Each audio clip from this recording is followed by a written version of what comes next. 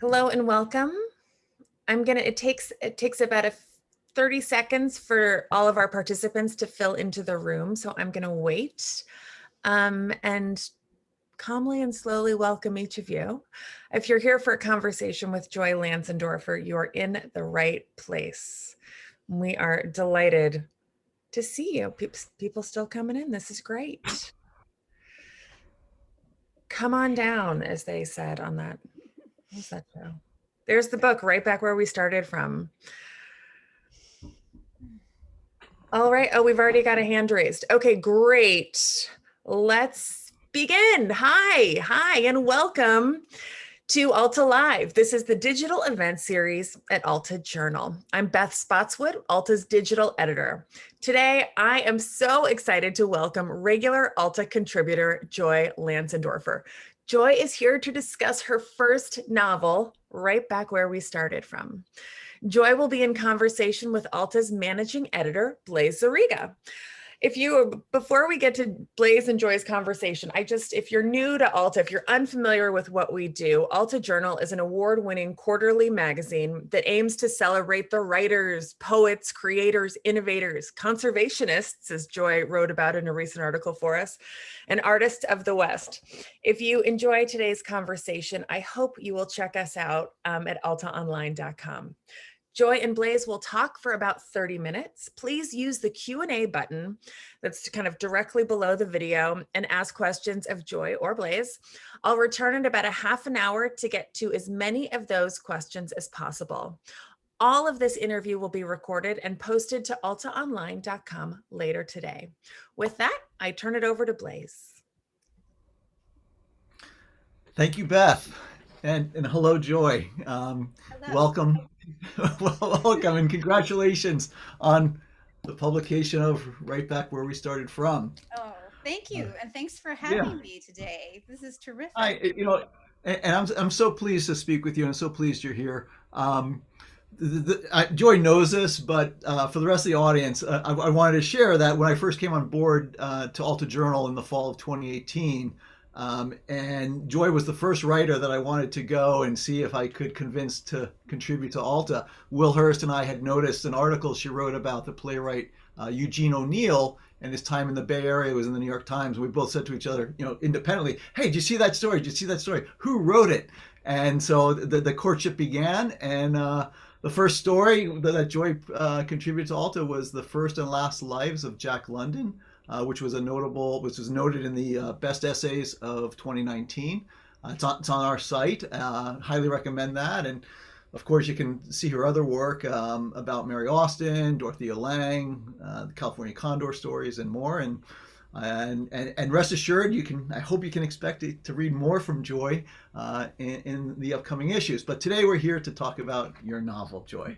Um, it's really a fantastic book, and it's the tale of three generations of, as I put it, unapologetically ambitious women: Vera, Mabel, and Sandra, and their pursuit of the California dream. The novel spans from the gold rush right up, through the Depression and up until, I guess, until the outbreak of World War II. It touches on a lot of history and raises a lot of really interesting questions about the price of success, about the opportunities for women in those eras, and even about women characters like them throughout fiction, and particularly American fiction. Mhm. Um, so let's get to some of those questions. And the very first one I want to ask you, though, is about the journey that this book has been on. It's not unlike the Vera traveling across the Great Plains. Tell Right. us about the 9-year journey from acceptance of your manuscript through its publication, Oh my please. goodness. Yeah. Well, it is quite a story. So I wrote this book back in the aughts. I think I started it in 2005. And I worked on it for about 8 years.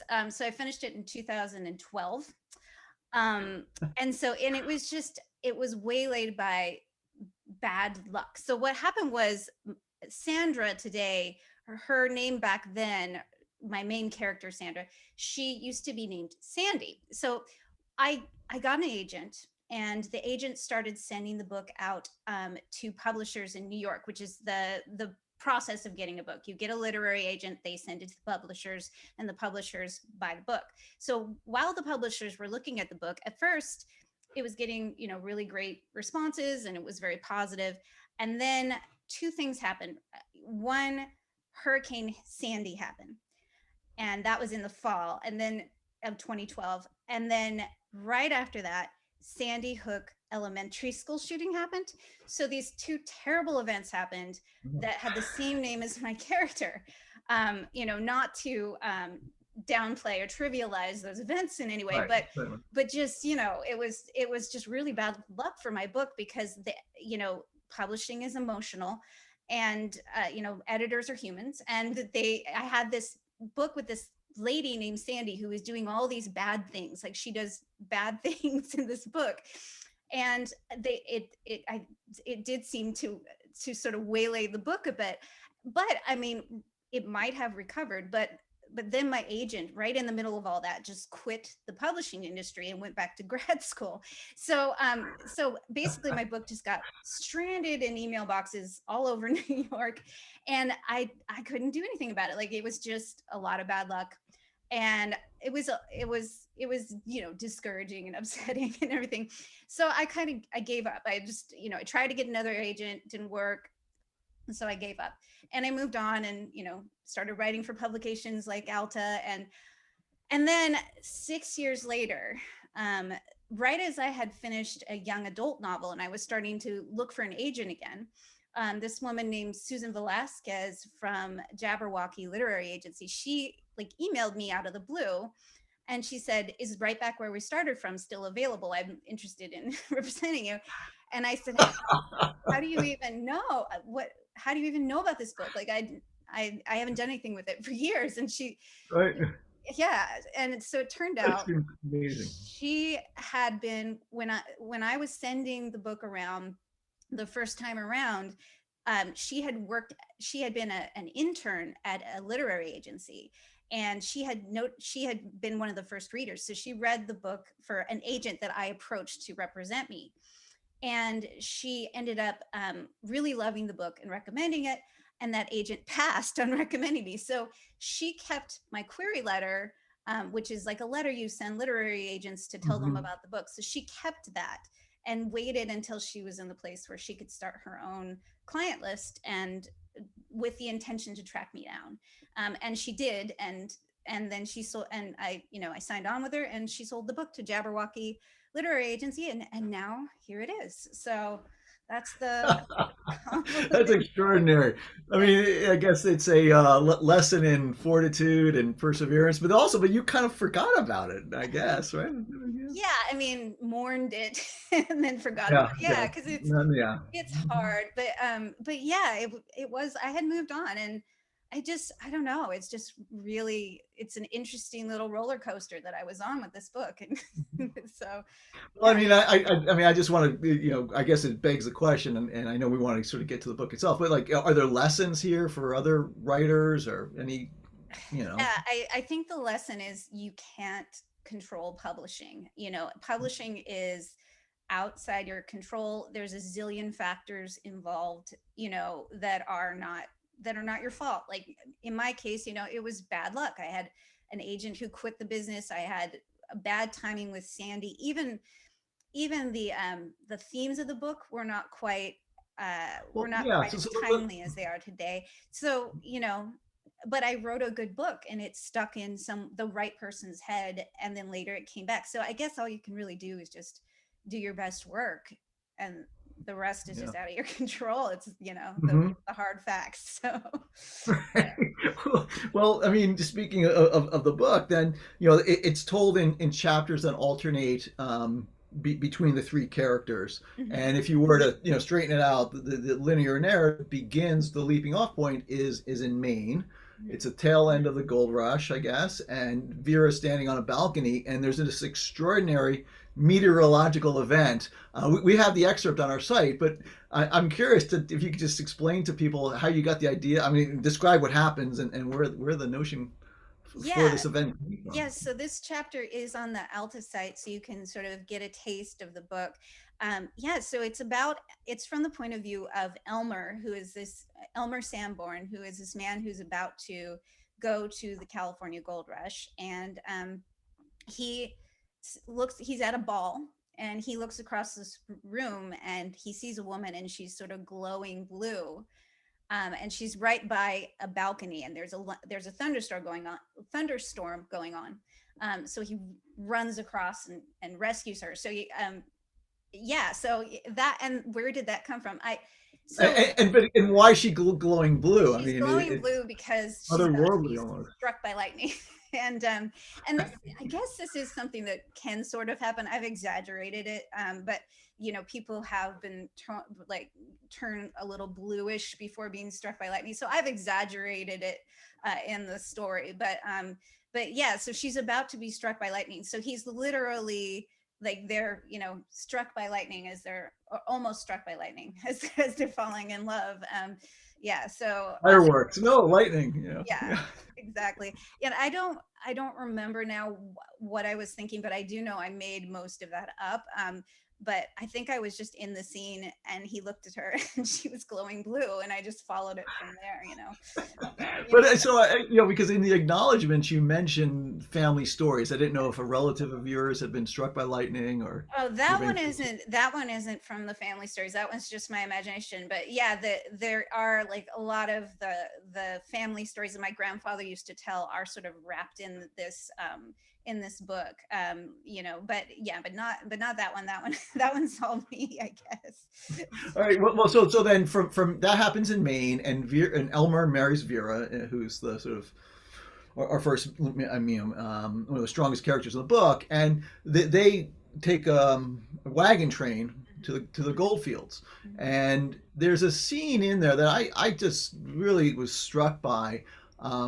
The image of it, which is Vera has a piano, and Elmer has promised her riches and the great life out west, and she wanted to stay home in Maine and have a sort of a traditional life there. And so she convinces him to bring the piano on the back of this prairie schooner.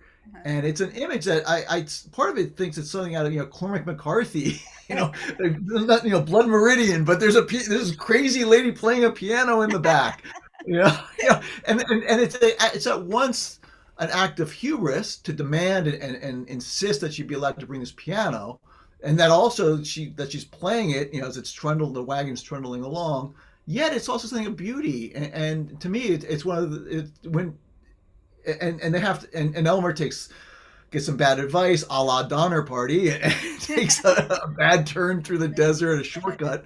Yeah.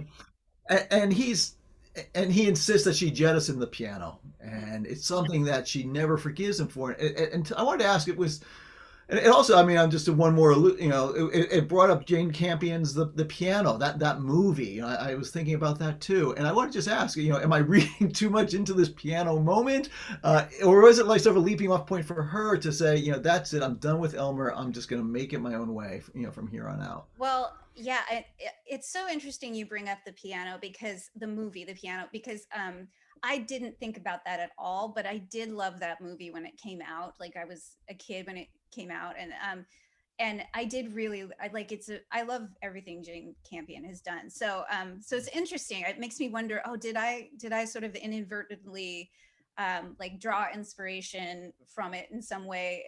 It's possible, because I really did love that book. Yeah, so the piano,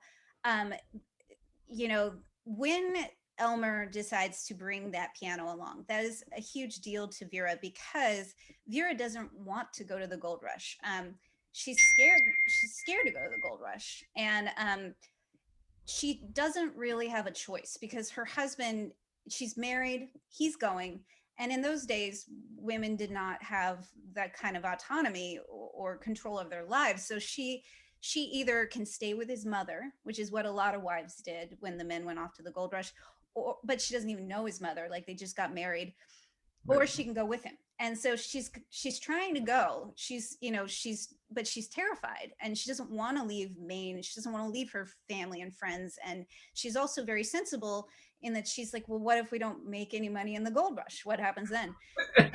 So, so when he says, like, I'm going to bring your piano along, that's a huge moment for her, because it's this, acknowledgement. It seems to be an acknowledgement on his part, and a promise to her that, that she can have some semblance of the life that she has now in California, that he sees her, that her history is important because it was her mother's piano. So there's like, it's very emotionally important to her to have this piano with her. So fast forward, they go across the country, and also that's also tied to all his other promises that they'll be rich and all these other things.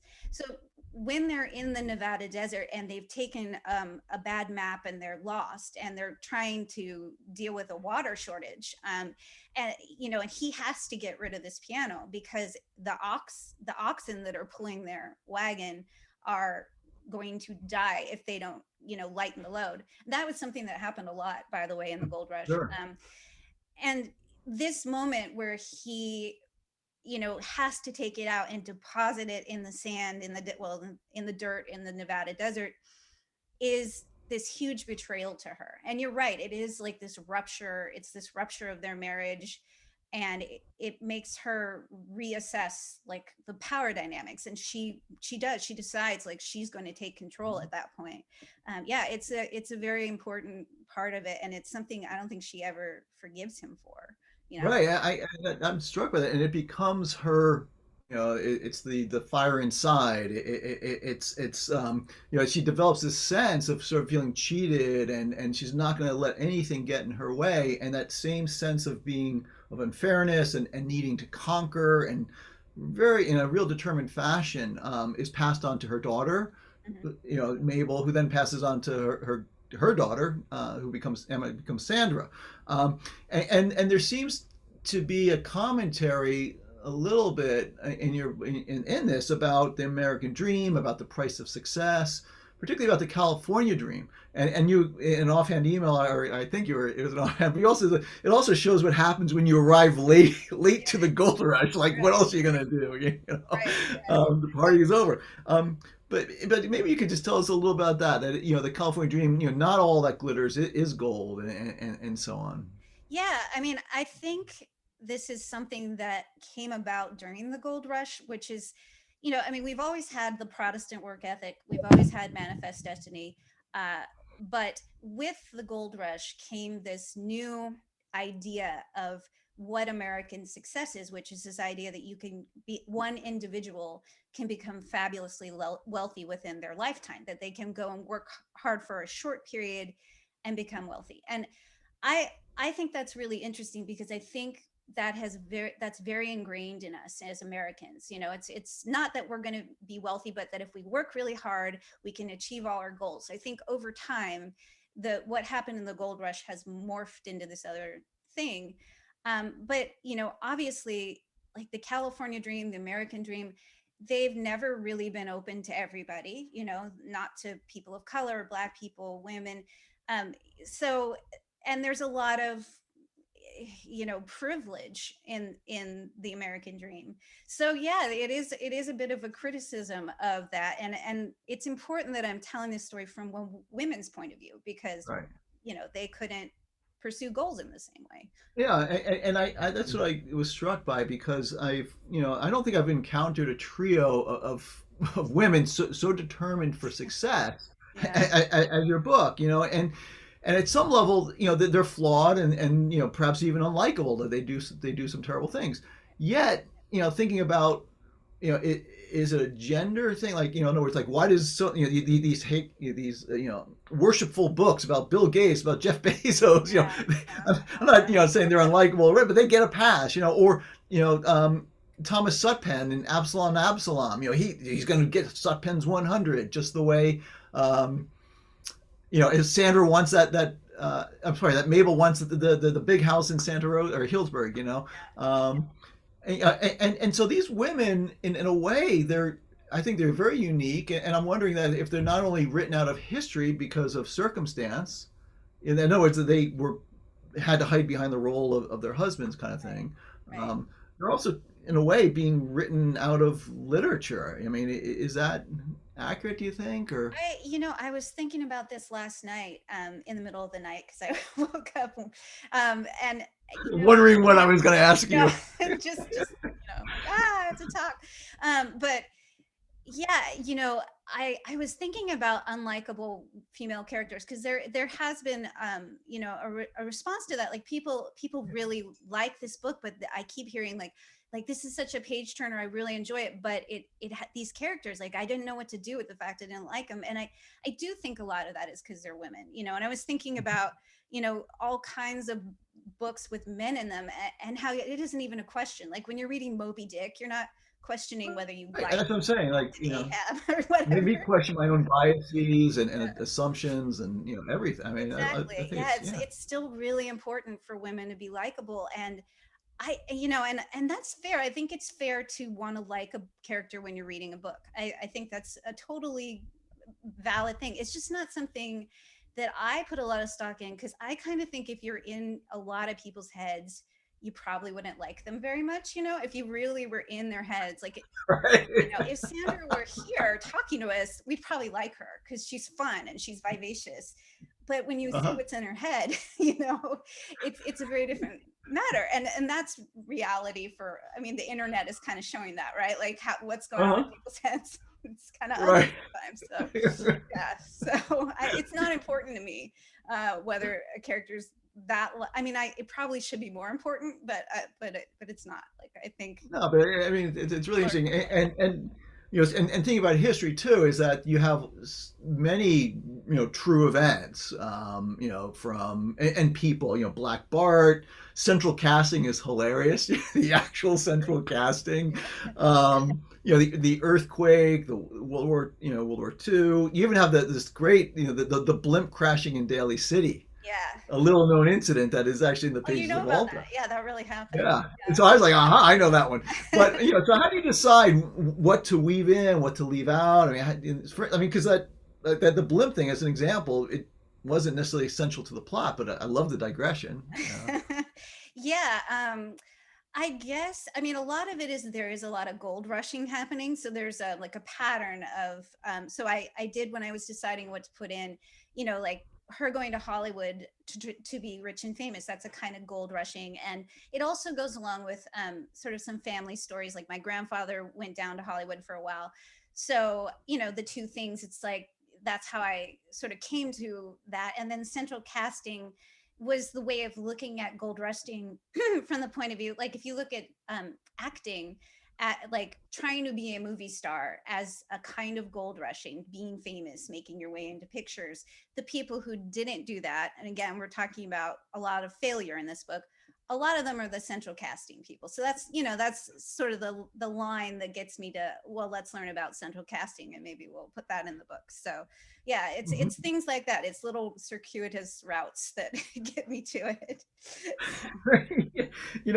And and I guess I know I've got to turn over questions, so I'll probably just two more questions. Well, that One was is, speaking of fiction, then are there other works of historical fiction that you would recommend, about California to people? oh, about California. They're Let's set here. Yeah, let's see. I mean, I love, well, it, this isn't fiction, but I did just fall in love with The Land of Little Rain by Mary Austin, which is a totally different kind of book than anything I wrote, but that just popped into my head because talking to you, and I wrote about it for Alta. I know there's a lot of good books coming out. There's a book I want to check out called The Bohemians by Jasmine Duncan. I know the book, yeah. Yeah, and it's about Dorothea Lange. So it's set in the 30s, and it's about her time in San Francisco. So there's a lot of books like that where it's there's a lot of books about famous people that are being fictionalized right now that are kind of fun reads. Right. And if there was, a sequel, like where do you see like Sandra going next? I think that would Oh be the brother. lane. Yeah, I don't know. Is she, gonna go to Vegas, gonna get that divorce? She's off to the She's going to Reno. She's just done something very bad. We won't talk about what it is because that would spoil the I'm trying not to do that. yeah, Yeah. but you know, she keep up this pattern forever? You know, she's getting older, and that's part of her problem is she can't. So Sandra just keeps wanting to start over. When something doesn't work, she just wants to throw everything out and start over. And that's, again, that's sort of a reinventing your identity, right? It's like something the West has allowed people to do, but it catches up with you. So I think it would catch up with her. I would hope she would learn. It would be, you know, I would hope she would maybe become more of a likable character in her old Uh-huh. age.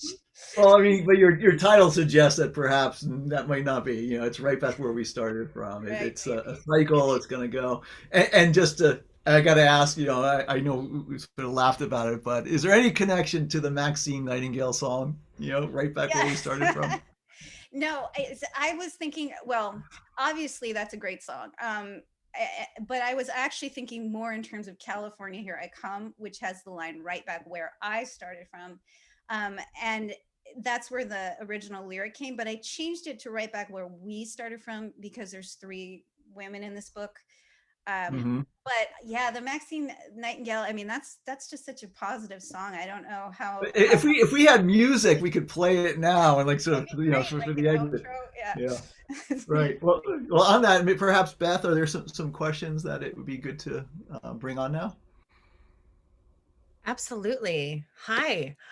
I'm going to dive right into them because we've got a few and we are rapidly running out of time. So, Lydia asks, do you think that we're in a time where we're more interested in stories about failure? Were you fighting an impulse to have a happy ending? I think that's a good question.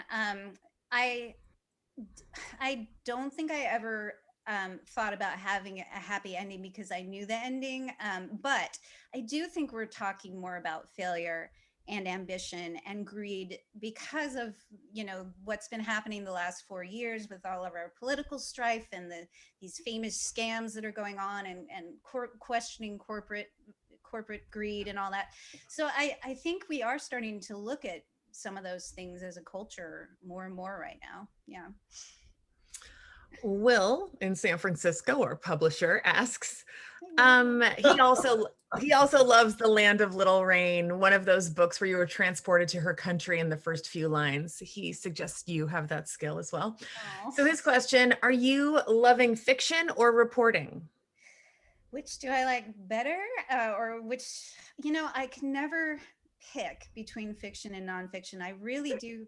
I feel like It they depends feed who your in. editor is, right? Yeah, they feed. Yeah, I mean, nonfiction is like, it's like fiction feeds into nonfiction and they inspire each other for me.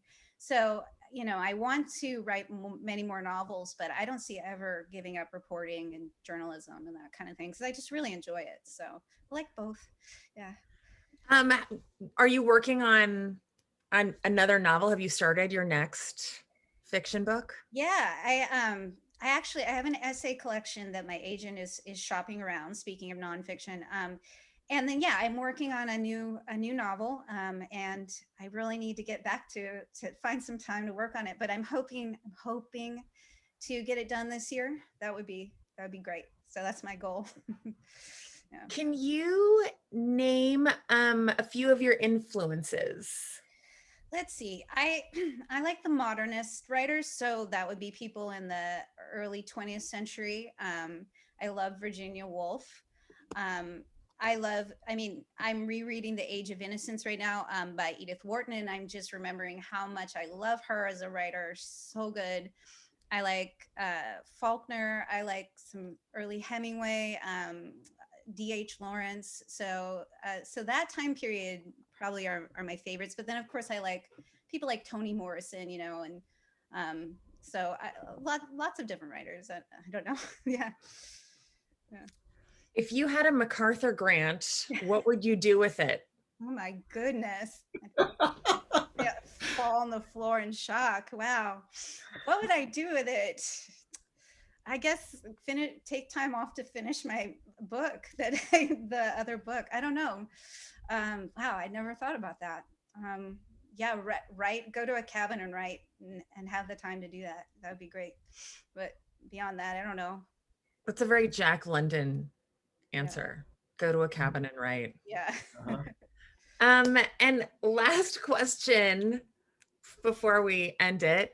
We spoke earlier about it took 9 years to get this book onto bookshelves. Um, would you do anything differently now? Would you make changes if you could start fresh and do it today?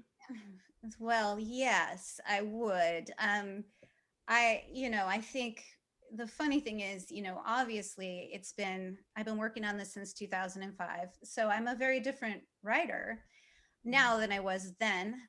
So while I'm very proud of this book, I would definitely approach problem solving within the story, like writerly problems within the story, differently now. I also probably would make the characters, and this is, I almost hate to say this, but I probably would make them a little more likable, because it really, Oh, I think I would. Yeah, I think, maybe not. I don't know. Maybe I should stick to my guns, yeah. but yeah, I don't. But in a way, it's like, yes, I would do things differently, but I wouldn't be the writer today I am today if I hadn't written this book when I did, and the things that happened the way they did. So, who knows? So it's sort of like, it's a hard question to answer, because it's like, what would I be like if I hadn't written this book, or if I had the knowledge? It just gets in a loop. But but it's, I'm glad it happened the way that it did, because that's the journey of this book, and what else can you do? It's that, there it is. I feel like we've learned so much about the journey of writing a novel. Mhm. It sounds exhausting. I'm perfectly glad to work behind the scenes at Alta. But look forward to reading your next work. So with that, for everyone who's joined us, if you missed any part of today's interview with author Joy Lanzendorfer, never fear. I have taken copious notes and recorded this interview. We will email you a list of a link to this video, a list of all of the books that Joy spoke about, links to her work in Alta, and kind of make that easy peasy, lemon squeezy, if we can, for you.